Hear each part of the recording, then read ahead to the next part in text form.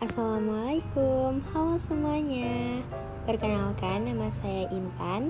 Nah, di sini saya akan menjelaskan beberapa materi-materi tentang belajar dan pembelajaran. Nah, pertama-tama, apa sih belajar itu? Jadi, belajar adalah proses aktivitas yang dilakukan dengan sengaja untuk melakukan perubahan sikap dan perilaku yang keadaannya berbeda dari sebelum individu berada dalam situasi belajar dan sesudah melakukan tindakan yang serupa dan bersifat menetap.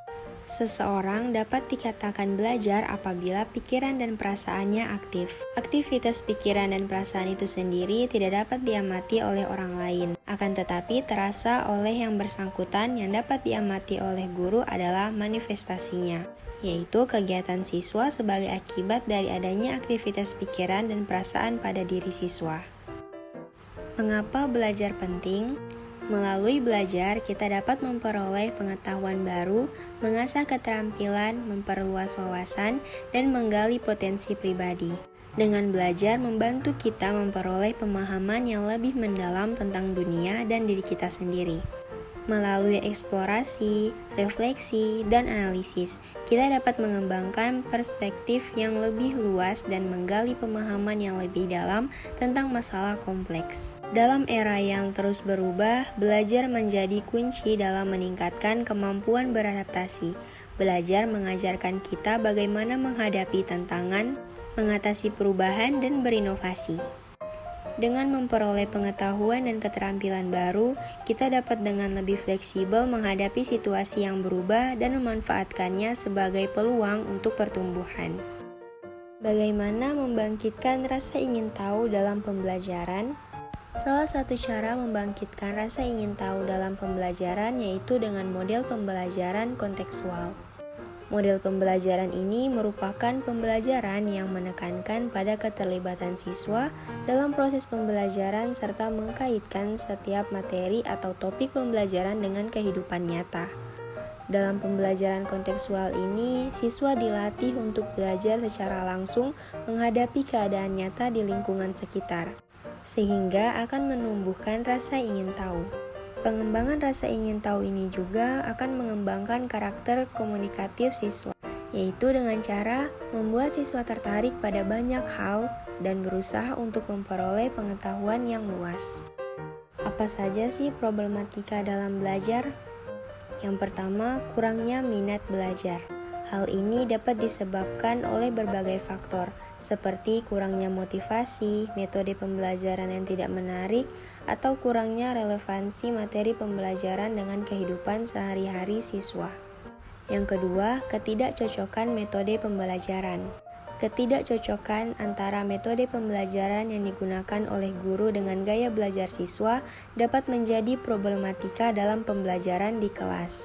Jika metode pembelajaran tidak sesuai dengan kebutuhan siswa, proses pembelajaran dapat menjadi kurang efektif dan efisien.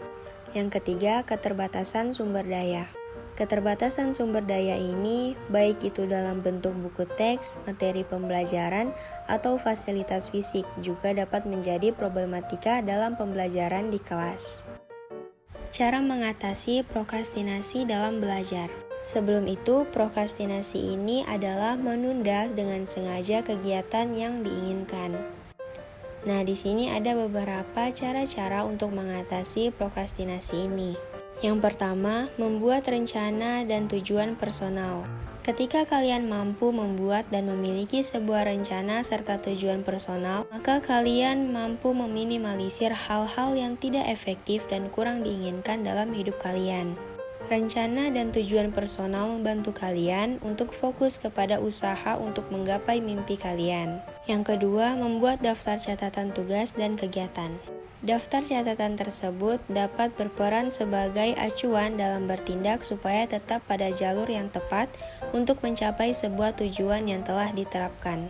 Yang ketiga, selesaikan tugas secara bertahap. Dengan membaginya ke dalam beberapa tahap, kalian dapat dengan mudah menyelesaikan tugas dalam skala yang lebih kecil. Hal tersebut mempermudah kalian untuk dapat mengalokasikan waktu dan tenaga dalam penyelesaian tugas, serta mempermudah kalian untuk melihat progres pengerjaan yang telah dan akan dikerjakan. Dan yang terakhir yaitu jangan lupa untuk apresiasi diri. Apresiasi diri dapat menjadi motivasi bagi diri untuk terus berusaha melakukan berbagai tugas dan kegiatan secara tepat waktu tanpa menunda-nunda. Cara efektif dalam belajar. Yang pertama, belajar secara aktif. Yang kedua, metode yang bervariasi sehingga mudah menarik perhatian siswa dan kelas menjadi hidup. Yang ketiga, motivasi guru terhadap pembelajaran di kelas. Keempat, suasana demokratis di sekolah. Yang kelima, pelajaran di sekolah dihubungkan dengan kehidupan nyata. Yang keenam, interaksi belajar yang kondusif. Dan yang terakhir, pemberian remedial dan diagnosa pada kesulitan belajar yang muncul. Baiklah, itulah tadi pemaparan materi dari saya. Sekian, wassalamualaikum warahmatullahi wabarakatuh.